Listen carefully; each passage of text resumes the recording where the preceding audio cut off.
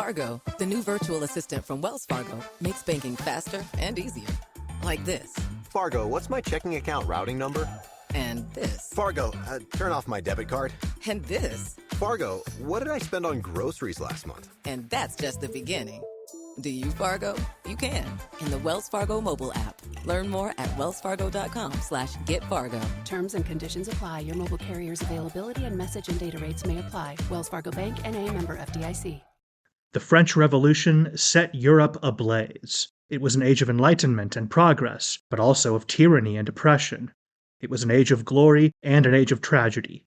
One man stood above it all. This was the Age of Napoleon. I'm Everett Rummage, host of the Age of Napoleon podcast. Join me as I examine the life and times of one of the most fascinating and enigmatic characters in modern history. Look for the Age of Napoleon wherever you find your podcasts.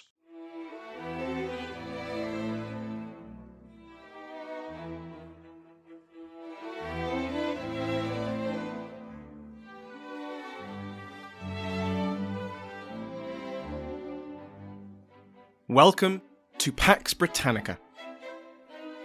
Season 2, Episode 58, The Entropy of Victory.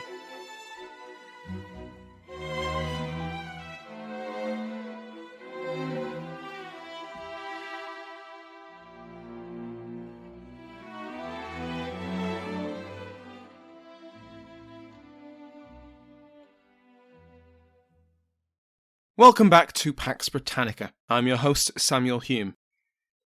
The First English Civil War is over. Charles I, King of England, Scotland, and Ireland, has been defeated by a coalition of English parliamentarians and Scottish Covenanters. But while the king has been militarily defeated, he has not given up. The anti-royalist alliance was a fragile thing, and with the king no longer a military threat, the strongest bond which tied them all together suddenly evaporated. Even before his outright defeat, the Entropy of Victory, the wonderfully useful phrase coined by Mike Duncan, had been eroding the alliances of his enemies. Now, with the king in the custody of the Scots, questions which had been put off until after the military emergency could no longer be kicked into the long grass.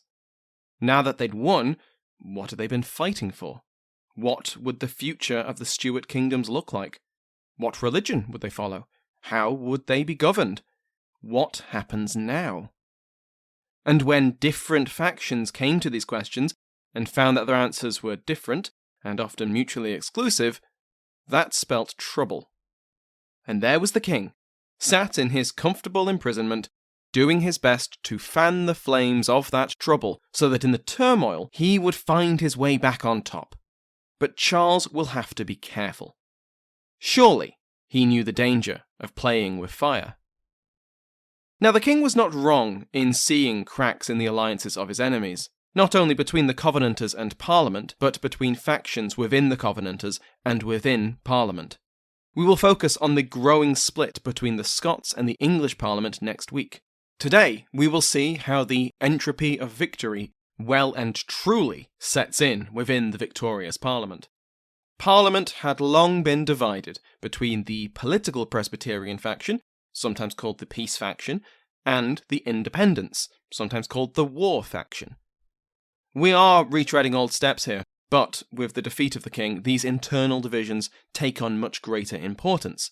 Of course, these are terms of convenience rather than something like modern political parties, and moderates in both groupings would vote or align with the other depending on the circumstances.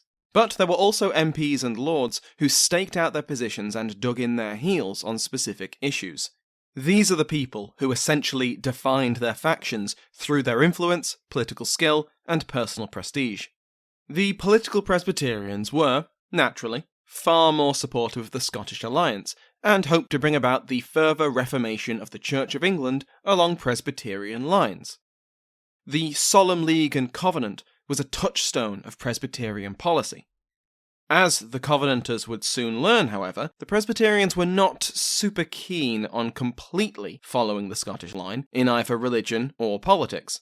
Key Presbyterian figures were the Earl of Essex, Sir Edward Massey, General of the Western Association Army, and the MP Denzil Hollis. With the war won, the Presbyterian faction began to grow in popularity and influence, as a deal with the king seemed possible. This popularity was not universal, however, especially where it really counted. The Independents were those who favoured the utter defeat of the king, and ideally without relying on the Scottish Covenanters too much, especially once it became clear that the price of Scottish involvement and the Scots' main objective in intervening in England was the establishment of a Presbyterian system of religious uniformity. For the Independents, one of the main reasons they were fighting this war in the first place was for freedom of religion, for non-Catholics, that is. Religious uniformity, whether under Laudianism, Presbyterianism, or the pre-Laud Church of England, was tyranny. Full stop. For radical independents, the aim was for widespread religious toleration, to allow congregations to minister the way they wanted to, without a clerical hierarchy telling them they were wrong, and otherwise getting between an Englishman and his God. The Church of England had fragmented during the war, and it would continue to do so into the 1650s, and English Protestantism now came in several new exciting flavours. There were still some Laudians knocking around, and there were plenty of moderate Episcopalians, who wanted the church back to the way it was before Laud ruined it, bishops and all. And there were, of course, Presbyterians, who wanted presbyteries established across the kingdom and a Calvinist doctrine. And there were other Calvinists who wanted that doctrine, but without presbyteries. But added to these old favourites were the new flavours, which either sprung out of the Civil War years or gained greater popularity during them. The Baptists, the Quakers, the Fifth Monarchists, and so on. Under Presbyterianism, or even a restored Episcopalianism, the other sects would be suppressed. Only under the toleration of the Independents would they all be permitted to flourish, even if they were deeply hostile to one another. Notable Independents were Sir Henry Vane, Sir Arthur Haselrig, and of course, Oliver Cromwell. It's also important to note that the Independent faction had a lot of overlap with political radicalism, with groups like the Levellers and the Diggers, who we will talk about more in a future episode, and they also enjoyed significant influence in the new model army, both among the officers and the soldiers. But in terms of geography, the independent cause was strongest, mostly in London and the southeast of England. They held national influence not from a widespread popular mandate, but key positions in Parliament and the army. Generally speaking, the Presbyterians held sway in the House of Lords, with Essex dominating, and the Independents controlled the House of Commons, with Sir Henry Vane chief among them. And as their differences became greater, their battles for influence spilled out of Parliament proper into the committees and into the streets. The two houses had fallen out over the future of the new model army, for example.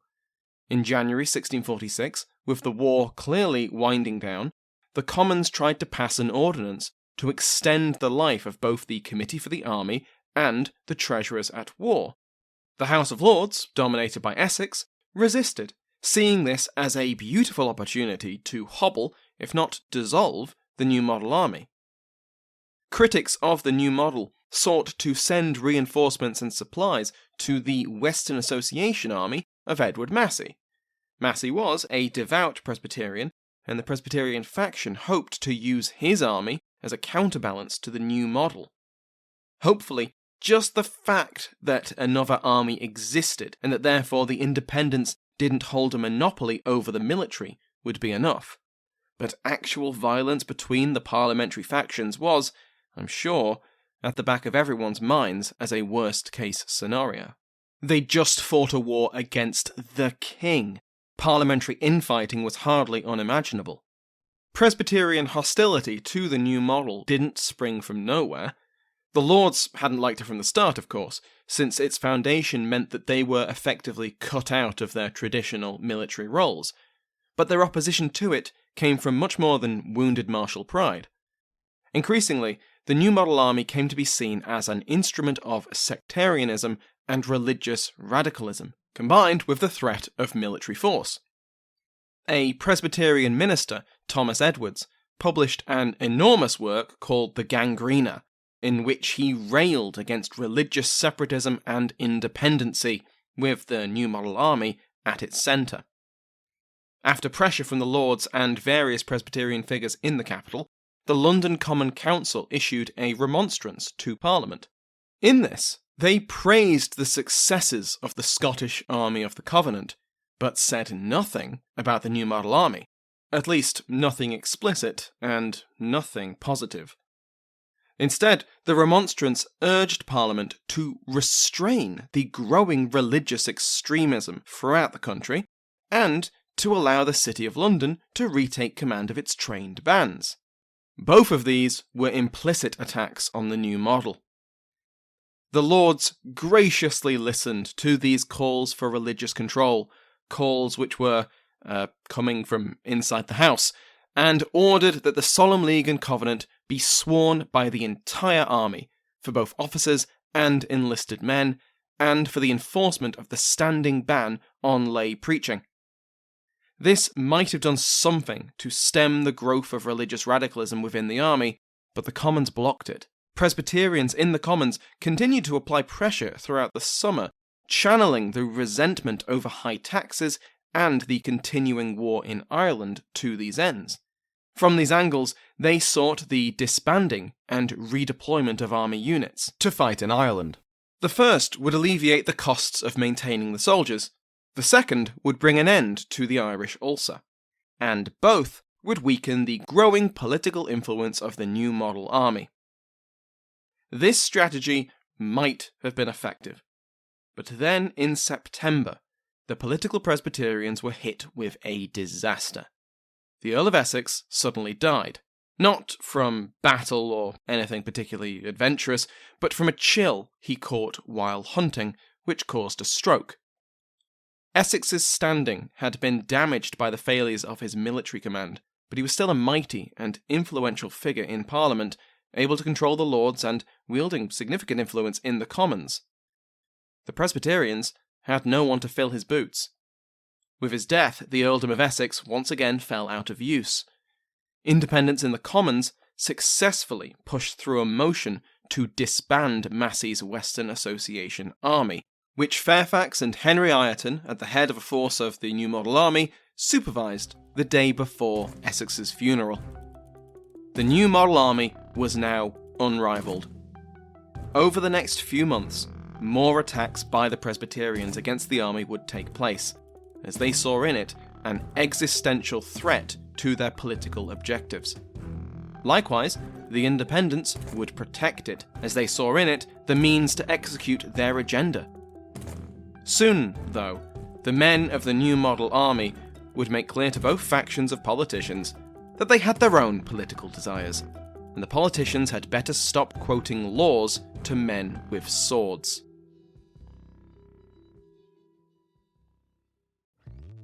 Hello, saver.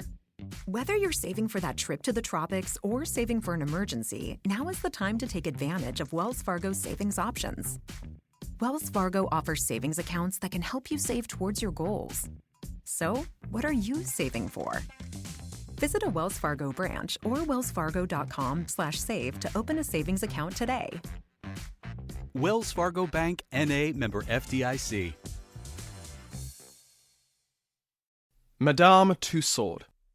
We all know the name, and many of us have visited one of the wax museums which bear that name. But you may not realise the historical significance of the woman behind the name, or how she and her waxworks defined the genre of true crime. If that has piqued your interest, then give The Art of Crime a listen.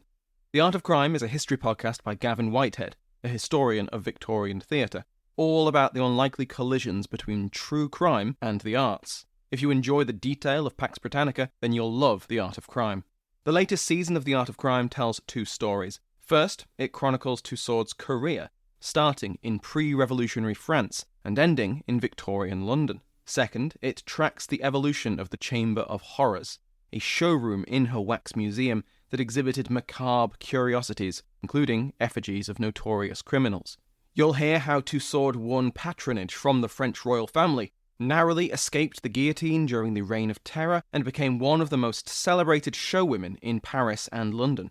This season also covers the most divisive assassin of the French Revolution, the last man to be hung, drawn and quartered for high treason in England, and the glamorous murderer who attained notoriety as a modern Lady Macbeth.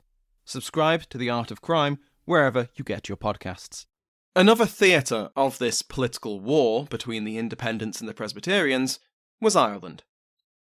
Last week, I mentioned Lords Inchiquin and Broghill, the two men in charge of government forces in Munster who had defected to Parliament after their cessation. Well, as we talked about in episode 247, cleverly titled Inchiquin and Broghill, the two men had a very strained relationship. Both had been appalled by the cessation and switched sides, but from that point on, their agendas diverged. Inchiquin almost immediately sought to negotiate with Ormond, the man whose leadership he just rejected, because rejecting his leadership meant rejecting the cessation, and rejecting the cessation meant his territory was back on the menu for nearby Confederate forces. If only someone had told him that rejecting a truce meant rejecting a truce. Apart from appealing to Ormond and his network in Ireland, Inchiquin would find his allies in Parliament among the Presbyterian faction, who were themselves deeply enmeshed in Irish networks. Essex's half-brother was the Earl of Clanrickard, just as an example.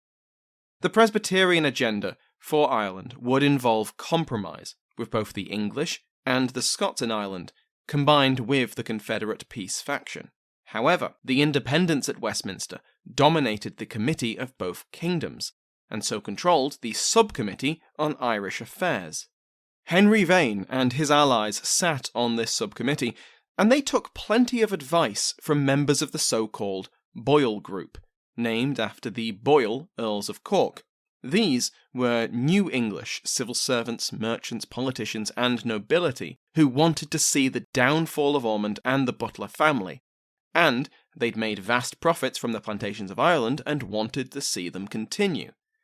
Not just for base greed, though, but in order to fully reform the Irish, to civilise them, and bring about the end of superstitious Catholicism. If that required the wholesale redistribution of land and a massacre or two, well, that was a price they were willing for the Irish to pay. The Lords Justices, William Parsons and John Berlays, were among these men, dismissed and imprisoned by Ormond for their hardline stance on the war. Broghill was a Boyle, the son of the first Earl of Cork, and so he found plenty of allies in London whenever he visited.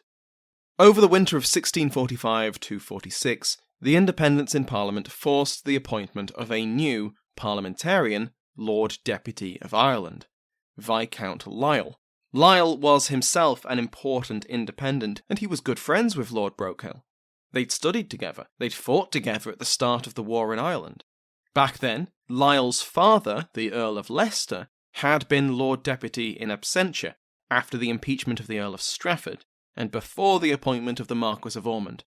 That's a lot of names and titles, but the important thing is that Lisle was an independent, he had familial connections in Ireland, and he was a close ally to Broghill. Lisle's appointment was also a deliberate effort to try and supplant the Scottish Covenanter influence in the island of Ireland. And of course, it offered a rival to Lord Deputy Ormond, who was a royalist and hated enemy of the Boyle Group. Now, Lord Deputy Lisle, along with 5 more independents, were added to the Irish Committee, stacking it in their favour and giving them an overwhelming majority. They backed their friend Broghill to the hilt, and undermined Lord President Inchiquin every chance they got. When Inchiquin was absent from Munster, the committee authorised Broghill to spend the war chest however he saw fit. Inchiquin's military forces were reduced bit by the committee. He was ordered to lay up his weapons and ammunition until Lisle sent him new instructions. He was ordered to return 300 pikes to the new Lord Deputy, even though they were already in the hands of his troops. New supplies of weapons and ammunition were kept on their ships in Cork Harbour, instead of being delivered to Inchiquin on the orders of the committee. In contrast, Broghill went from strength to strength.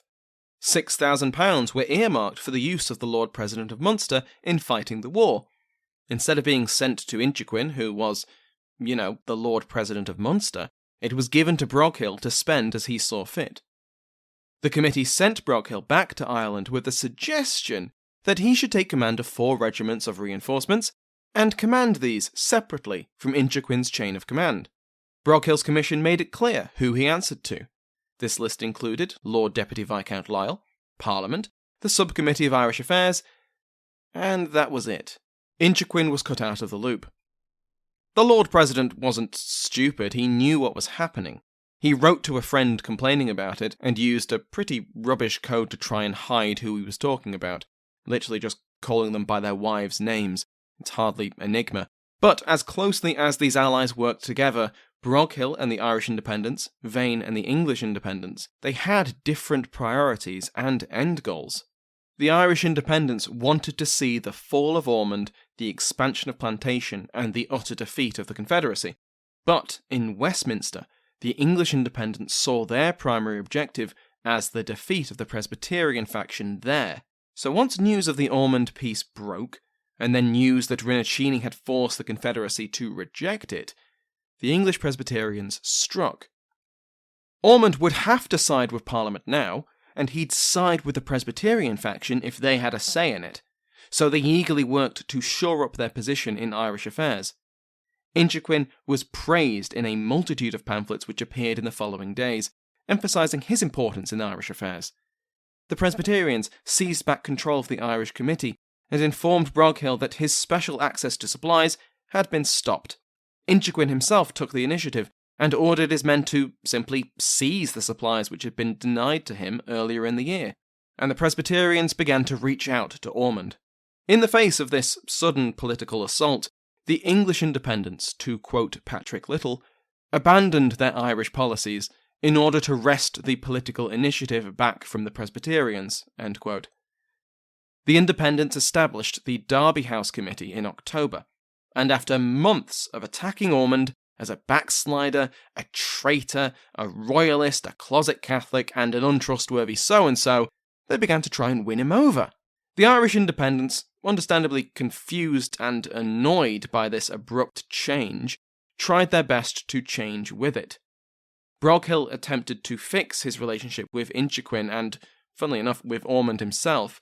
Many of the Boyle group did the same, including Parsons, who buried his hatchet with the Marquis and spoke of how much he'd always liked Ormond. It was a free-for-all, with everyone vying for influence and with the fate of Irish Protestantism on the line. And then, just as quickly as this all kicked off, it ended.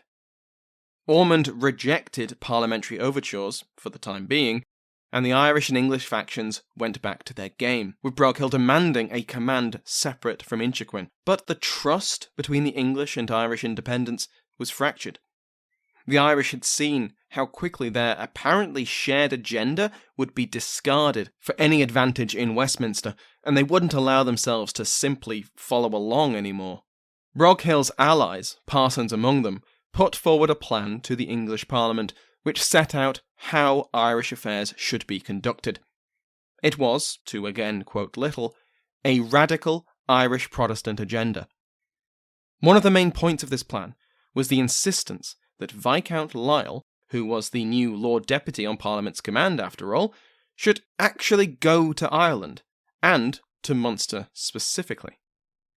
His arrival would supplant the authority of Inchiquin, elevate Broghill, and impress upon Parliament that they needed to send more support to their forces in the Western Kingdom.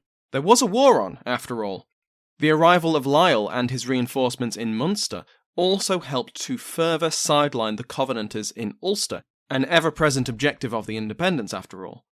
These proposals were submitted on the 10th of December, and the same day, the Derby House Committee, set up by and for the English Independents, ordered Lisle to go to Ireland. Soon an expeditionary force was gathered, Lisle put at its head, and the Derby House Committee assembled the Lord Deputy's Privy Council. All but a few of the members were Irish Independents, members of the Boyle Group. A few token Presbyterians were included. Inchiquin was one of them, as was his right as the Lord President of Munster, but he was far from secure or welcome on this council. Soon after Lisle arrived in Munster, welcomed at Kinsale by Broghill, of course, Inchiquin was excluded from the council. He complained that Lisle was relying entirely on the advice and resources of Broghill, all so that Inchiquin could be cut out of the loop as much as possible. And then the political winds changed again. In February 1647, Ormond opened up negotiations with Parliament. Just as had happened the year before, the Presbyterians struck, and this time most of the major independent figures in Irish affairs were en route to Munster and unable to intervene. The Presbyterians asserted their influence over the Derby House Committee, and by March they had a majority. Lisle's commission as Lord Deputy was due for renewal, and they blocked it. 2 Lords Justices would take his place. This cleared the way for dealing with Ormond, since now the legitimacy of Ormond's position wasn't being questioned by Lisle also being a Lord Deputy. Presbyterian control over Derby House meant that legal charges levelled at Inchiquin while the Independents were in control were now quashed, and Inchiquin reasserted his authority as Lord President of Munster. The political infighting between parliamentary factions was far from over. Inchiquin had not backed down, resigned, or been replaced, and Broghill had not secured his position independent of Inchiquin. There would be a reckoning. Like I said at the start, the title of today's episode is a phrase coined by friend of the show and host of the Revolutions podcast, Mike Duncan. He's bringing Revolutions to a close with a series of appendices, where he looks back on the 10 revolutions he's covered and tries to find common threads which bind them all together. What makes them all revolutions, despite all their differences? And what struck me about these appendices is how well they work when applied to all the events he's covered, and especially how well they fit with the events we're talking about now. So if you aren't already listening to Revolutions, then I recommend giving the whole show a listen. But if you're looking for a concise mini-series that sums up 9 years of podcasts, start on Season 11, Episode 1, Appendix 1, Coming Full Circle. That's my fanboying out of the way. Thank you to my House of Lords, including but not limited to the King's favourite Mike Sanders, the Duke of Ormond, Brendan Bonner, the Marquess of Coventry, Liam Hunter, and the Earl of Waldegrave, Dave Cardena. Remember that every patron, regardless of rank, receives an RSS feed, which you can put in any podcast app to listen to the podcast ad-free. If you want to support the podcast in other ways, please leave a review, recommend it to a friend, or post about the show on social media. Thank you to Sounds Like an Earful for the interval music in today's episode, to my entire House of Lords, and to you for listening.